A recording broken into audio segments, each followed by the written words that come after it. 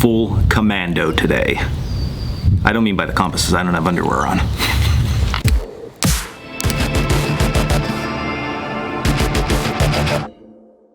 What's up guys, Dan here, Coalcracker. So we're gonna be taking a look at the military Lensatic compass today. This thing has been shunned for no good reason by the survival community. So we're gonna talk about how to use it, features of it, and what my opinion is of why in the survival world they have gotten away from using these things, because maybe we should be bringing them back.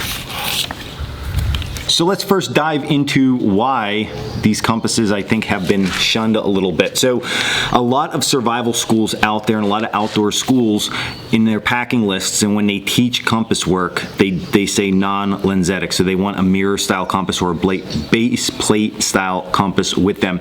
And the reason for that is the fact that the mirror style compass has a lot more user-friendly features on it. Now that's not saying it's a better compass, because I think that the speed and the accuracy of these things well exceed a lot of the mirror style flip open compasses that we use. But those compasses, they have a lot more features on them that forces the end user to understand actually what's happening with the compass. Where something like this compass, when you're using it, you have to assume that you already know some things about navigation. Although you don't, it just, if you have a better understanding of navigation, like when you take somebody and you show them a mirror style flip open compass and then you hand them this and you explain this, they get it. The other way around, you hand them this, they're having a harder time understanding what's going on, so it just makes it easier. So that's why so many times we suggest not to bring these to courses for navigation courses and stuff like that, but that doesn't mean it's not good.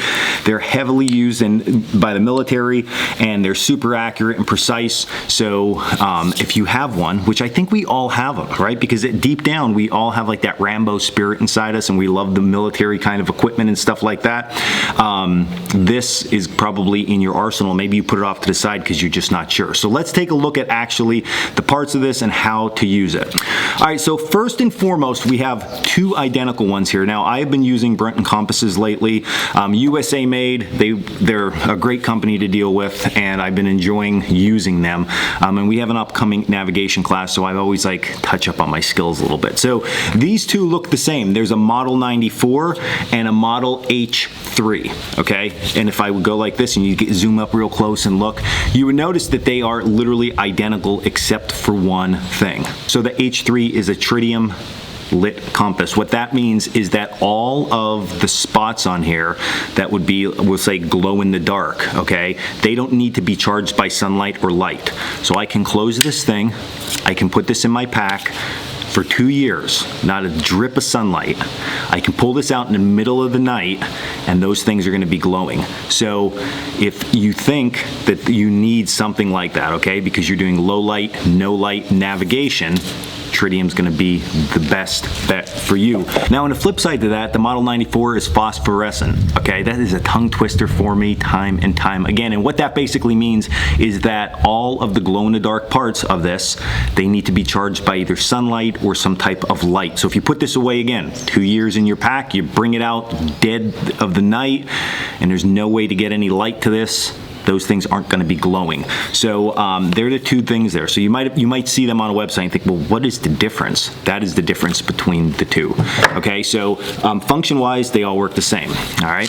So we have on these compasses a few things. So we have the top plate, the bottom plate. We have this black portion, which is the bezel, and you can see the bezel still spins the same as it does on any other compass. We have a magnification mirror along with an aiming notch. On the top of the compass here, we have an aiming notch, and then we also have our aiming wire. And then when we come to the back, always keep a lanyard on your compasses. It is very important because, of course, you should be traveling with these things, okay? So we don't want to just have it fall and then we walk a half a mile and we think, well, where'd that go? Not a good situation. So nice long lanyard for these. You can attach it to yourself or your equipment.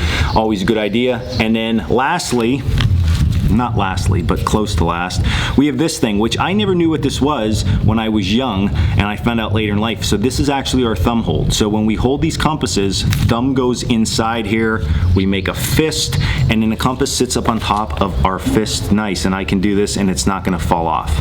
That's literally what that's for, so pretty cool overall there. If you open these things up, 1 in 50,000 meters would be your map scale. So if you're going to be purchasing maps to utilize along with this, you got to get the right scale, because it's unlike some of the other compasses out there, they don't have multiple measuring tools on there, and then you can measure out to 6,000 meters with this thing on your map. And then last but not least, we're going to zoom in here and we're going to take a look at the bezel, and we'll talk about everything inside the compass itself. Okay, so the compass itself now is angled up with a piece of wood, just so I can show you this. So of course we have inside the bezel, or on the bezel itself, so the bezel clicks just like this, okay? And as that clicks, what you're gonna notice is we have this little notch right here, okay? And that, my friends, we're gonna use that here in a little bit. That's going to be able to set a reference guide for us. And then if we look at the glass, underneath the glass itself, you're gonna notice there's a black line, okay? And it's facing basically up here. That is our centering line that we're going to be using quite often with this compass. And then if you see from there, okay, we have our north arrow, which is the big black arrow, okay? West and east is indicated. And then we have black numbers and red numbers, okay? So the red numbers are what we're going to focus on here, because that is degrees. So that is 0 to 359 degrees, making a complete circle. That's what we're gonna be using, because that's what we generally use for recreating outdoors and our navigation. The black numbers, all right, are mils, okay? And that is not something we're going to be covering in this video today, but if you're interested in that, let us know and we can do a video on mil radian and NATO mils and stuff like that for that, but you're generally not going to use that, okay? So that's where we're at with the compass itself and all the features on it. Now let's get in down and dirty of how to actually use this thing.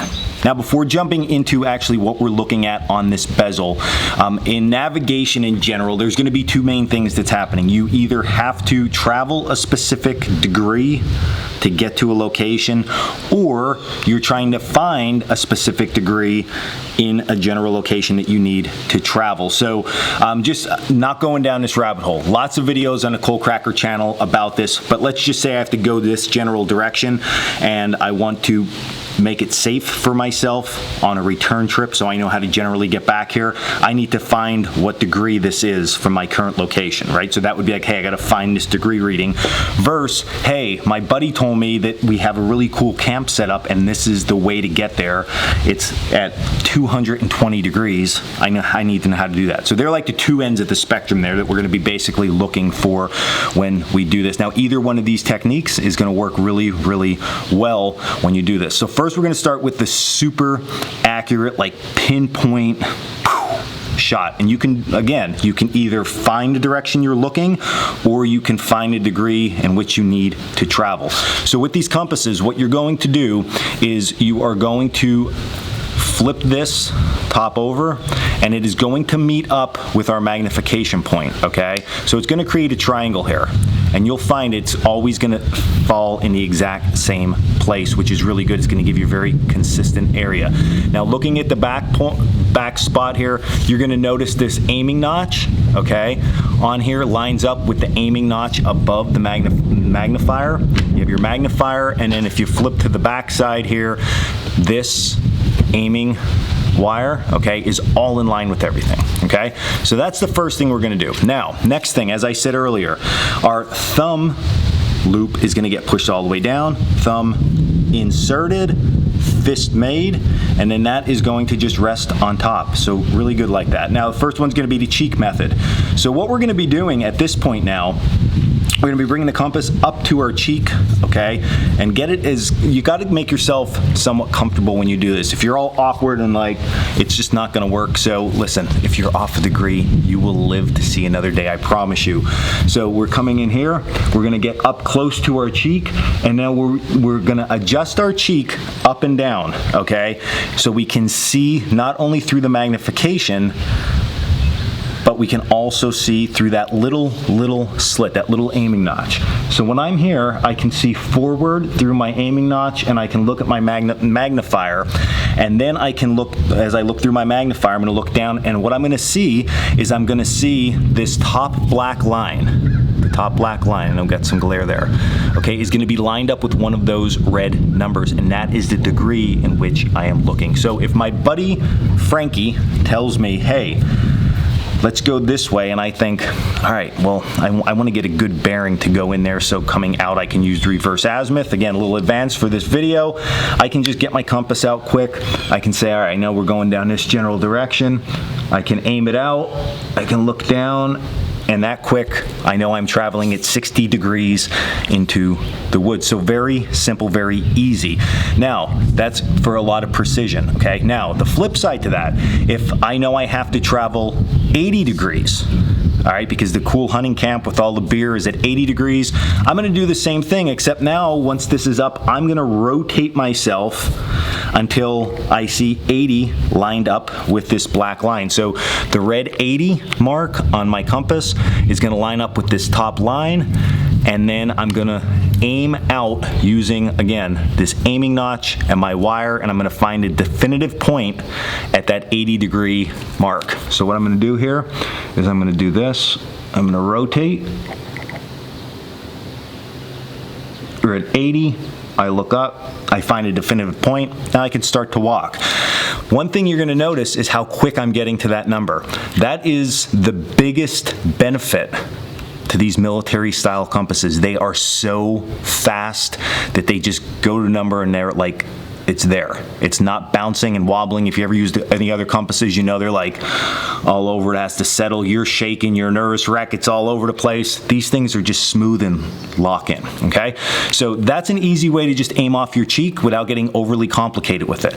Now, the down and dirty way, without having to do that, because maybe your friends are gonna make fun of you or whatever it may be, until you're lost, then they won't make fun of you anymore, is we can just use the center mass method. At least that's what I call it. You know, we make up terms here all the time at Coalcracker.